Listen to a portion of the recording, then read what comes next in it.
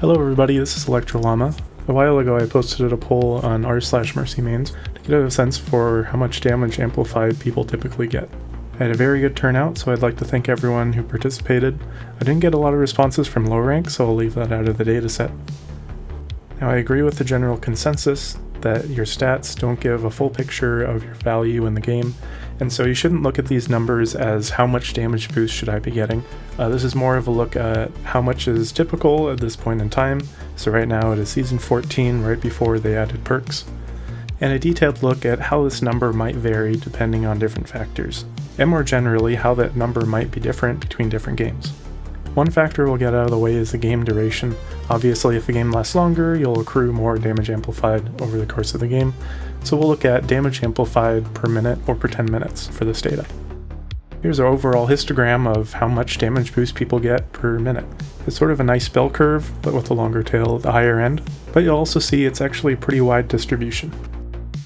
And here's a histogram of the damage boost percentage. You can see most of the games ended up with between 60 and 80%, but there are quite a few in the 40 to 60% range as well. Looking at how that depends on rank, in Gold and Plat, typical values are between 50 and 65%, whereas in higher ranks it's a bit higher.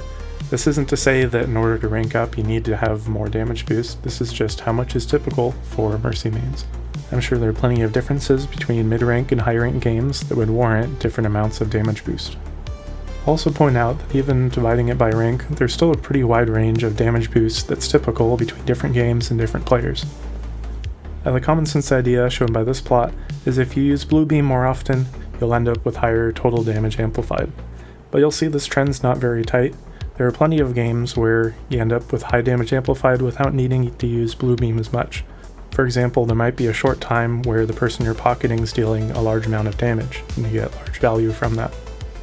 One thing I want to look at for fun is a common tip to rebind your damage boost to left click to enforce yourself to use Blue Beam more often. I wanted to look at, does that actually result in higher Blue Beam usage? And yes, the results do seem to support that tip, but the results are probably biased by which beam people use while walking from spawn, for example. Looking at the damage amplified values between mid-ranks and high ranks, you'll see they actually end up around the same sort of range. One notable difference is in mid-ranks, there are games where there's much higher damage amplified. One possible explanation is that in those mid-rank games, there are occasional games where your DPS players end up getting very high damage. Looking at our poll results, we do see evidence for this in mid-rank games. Since the damage numbers on the scoreboard will be different between games, depending on things like team composition and which map you're playing, you should also expect your damage amplified to change accordingly, and the results do show this trend pretty clearly. I want to take some time to look at the math behind how much damage amplified you end up with depending on your DPS. Let's look at the simple case where you're hard pocketing one DPS, let's say a Pharah, for the entire game. And if you know what percent Blue Beam you use, you can find how much damage amplified you should expect to get.